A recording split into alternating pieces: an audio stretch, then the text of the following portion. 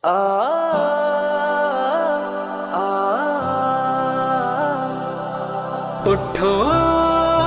जहां बदल दो, उठो जहां बदल दो। हाथों से अपने लिख कर हर दास्तां बदल दो। ऐ मेरे नौजवानों, उठो जहां बदल दो। हाथों से अपने। बिस्मिल्लाह ar-Rahman ar-Rahim. Alhamdulillah Rabbil Alameen. والصلاة والسلام على سيدنا محمد وعلى آله وصحبه وسلم أجمعين. Honorable Chancellor, esteemed Vice Chancellor, respected Chief Guest, distinguished members of the Board of Trustees, valued members of the Board of Governors, esteemed faculty members, distinguished guests, and above all, the graduating class of 2024. Assalamu alaikum wa rahmatullahi wa barakatuh. It's my distinct honor and privilege to be with you on this special day of celebration, celebrating your achievements. Today, Convocation marks a milestone not only for each one of you, but also for Riphah International University, which has guided and shaped this talented group that I'm proud to be a part of in trying to shape them as future leaders, not only of Pakistan, but also for the whole Islamic Ummah. I extend my heartfelt congratulations to all the graduates on this special day, as well as to their families who worked very hard to get to this point, to earn their hard-earned success. Riphah is distinguished itself as an institution committed to both educational and personal growth, with new campuses, growing academic programs, and a focus on continuous development. Riphah's accomplishments have been very impressive. The university is more than just an academic institution. It's a place where lifelong foundations are built and guided. I would like to make two main points for my convocation speech today, and I hope if you get anything, it is these 2 points. We live in a world that is dominated with a paradigm, a Western paradigm based on materialism, a philosophy, which has dominated the world for several centuries now.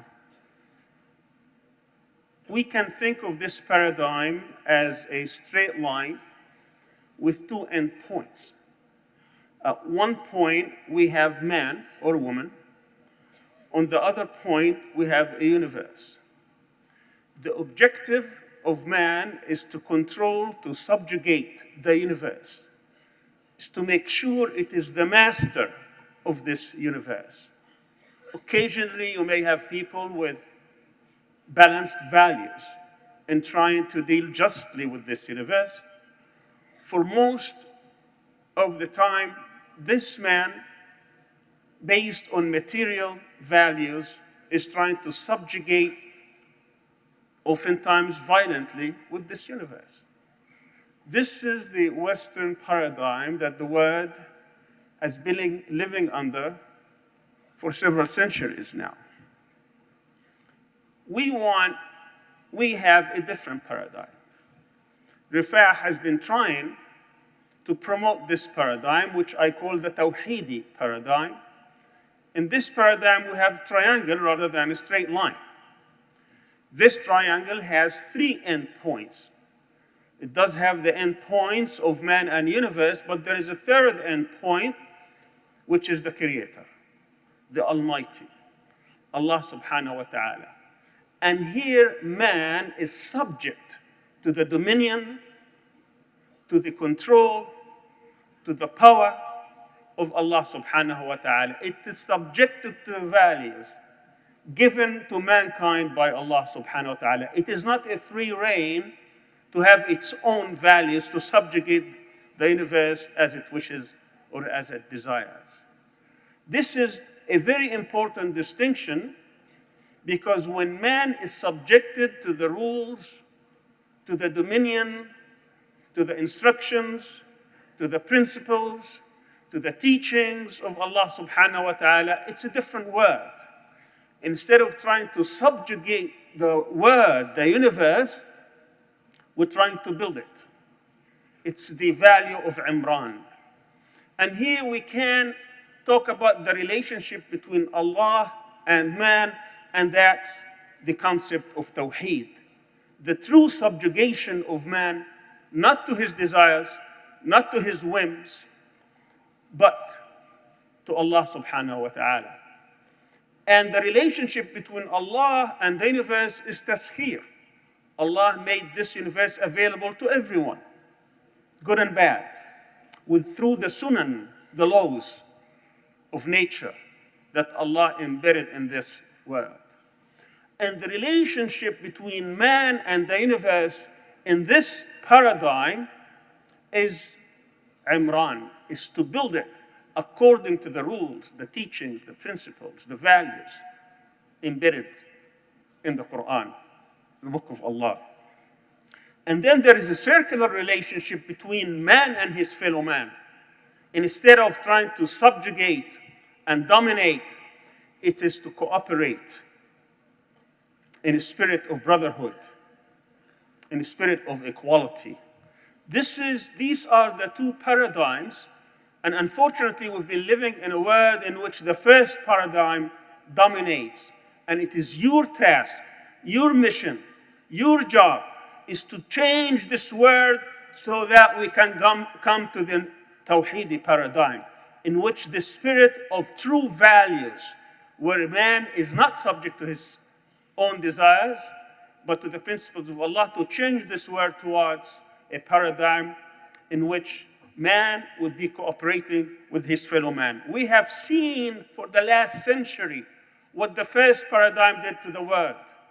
Over 100 million people died in wars, 20 million in the First World War, 55 or 60 million in the Second World War. Millions of people perished. We have seen what this paradigm does. We have just witnessed 15 months of genocide in Palestine. 15 months, 470 days, where there was continuous bombardment every single day. Hospitals, clinics, universities, schools, bakeries, markets, houses, water salination plants, electricity generation stations. Every single aspect of civil life was destroyed because of this ideology, supremacist, racist, settler colonial ideology that does not see but itself, wants to dominate, wants to control. Nothing stops it. We have seen how a great power that is feeding this beast $20 billion worth of arms, $8 billion added just last week, where nothing stops it. All this talk about human rights, rule of law, democracy is gone by the wayside.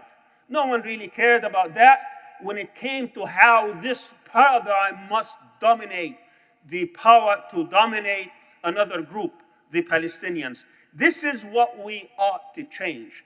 This is your mission, to change from one paradigm to the next. And for that, we need to look at our history as well. We had a history when there were dark ages through some segments of this world. We have an ummah that was united, an ummah that looked at how to serve. Yes, sometimes we astray, but normally speaking, we were on a trajectory going up, trying to make a difference in this world, guided by the principle, وَتَعَاوَنُوا عَلَى الْبِرِّ وَالتَّقْوَى وَلَا تَعَاوَنُوا عَلَى الْإِثْمِ وَالْعُدْوَانِ, to cooperate in righteousness, in piety, in building this world, not on committing aggression, as we have seen in different times, particularly during these times. My second point, now that we know how this world is being controlled, and how we have a system, an order, and this order is trying to keep the status quo, And it worked so hard to keep it that way. Instead of having an ummah that extends from Morocco to Indonesia, where everybody feels the same and equal, we have these artificial borders that were created so to keep us fragmented, weak, divided on ethnic lines, sectarian lines, tribal lines, class lines, and so on and so forth. We need always to think of higher purpose. You are coming now into your professional life. You need to think of an objective, of a goal, of an aim higher than yourselves. You need to think of the ummah. We are in a journey. This journey started some time ago when you were born. You are continuing in this journey. At one point, you're going to leave this world and embark on a second journey, on a different journey, on an eternal journey. This is a transitory time of your life. Make it useful, beneficial, so that when you go to the true journey, you will be on a path of success. And for that, you have to think of this higher purpose. You can't just think of personal objectives and personal aims. After listening to the oath that Professor Anis Ahmed gave you, that gave me a lot of hope that this institution actually thinks along these lines. The lines of we exist on this earth because we have a higher purpose. And that purpose is connected to our personal aims and objectives, but also to the objectives of how we can revive this ummah, how we can make a difference in the life of this ummah. That's what you need to ask yourselves every single day. We live in a world in which you make decisions. Every day you make a decision. Life is a series of decisions, but when you put Allah as the center of your life, which is the essence of the Tawheedi paradigm. The Tawheedi paradigm is that Allah always exists as the center power, central force in your life. It always helps you to make these decisions, the proper decisions. And the most important decision is how I can serve, rather than how I can simply be richer or more famous or more accomplished. How I can serve. How I can serve my deen, how I can serve my fellow men, how I can serve my ummah, how I can serve my family, how I can be of service to Allah subhanahu wa ta'ala. These are the values that are embedded in the Quran. These are the values that must be embedded in us as we embark on this journey. وَمَا خَلَقْتُ الْإِنسَ وَالْجِنَّ إِلَّا لِيَعْبُدُونَ. This is the true purpose, the higher purpose of our existence, of our presence in this life, to serve. We start by serving Allah. This is the purpose of why we exist here on earth. We always need to come back to these concepts so that it dominates how we think, that we are part of this paradigm. We are here to change the world to the better, to change our ummah to the better, and you have to have a central purpose. I want to also emphasize, because this world is dominated by this Western paradigm, we need to think of how we can free ourselves from the temptations of this paradigm. This paradigm is very tempting because we go through life hoping to achieve material success. There is nothing wrong with that material success as long as it does not dominate our thinking, our hearts, our way of thinking. That means that we have to be truly independent. This is what we need to do, to rid ourselves of foreign influence, to become truly independent. Then and only then, we can reconstitute and reestablish our ummah. This is how we can go from one paradigm to the next, by being truly free, by thinking along the lines of one ummah. I would like to conclude by telling all our graduates here today that you are entering a world filled with opportunities and challenges alike. Your learning experience does not end today. It starts today. You've just earned the right to know what field you wanted to extend your service to humanity, to mankind, to your fellow citizens. But it does not stop here. make sure that you are connected to the eternal book that Allah gave us, to all of us, until we die.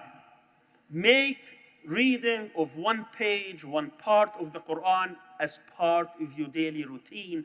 You will always be guided by it. It will always guide you to the straight path, to the path where you're supposed to go. Riphah, this university, this institution has equipped you with both the knowledge and the values necessary for you to succeed, to thrive. As you move forward, let your education guide you. These few years that you spend here guide you to the straight path. There is nothing more valuable than time. Time is an equal opportunity gift that Allah gave us. Everybody has the same time. You cannot buy time. You cannot regain time. You have a certain amount of time on this earth. Use it wisely. Don't waste it. Use it in a way where you can always make a difference in this world.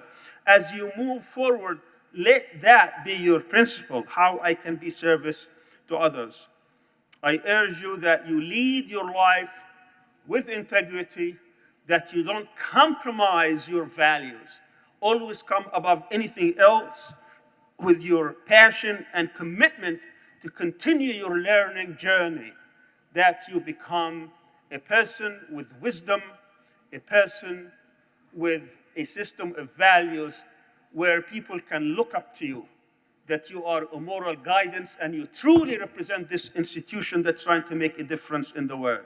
As we celebrate your accomplishments and look forward with confidence to the contributions you will make to your country, to your society, to your family, to your ummah, may Allah subhanahu wa ta'ala bless you all with much success, resilience, and wisdom with the choices you make to reflect on those values that you have embedded, that you are living with.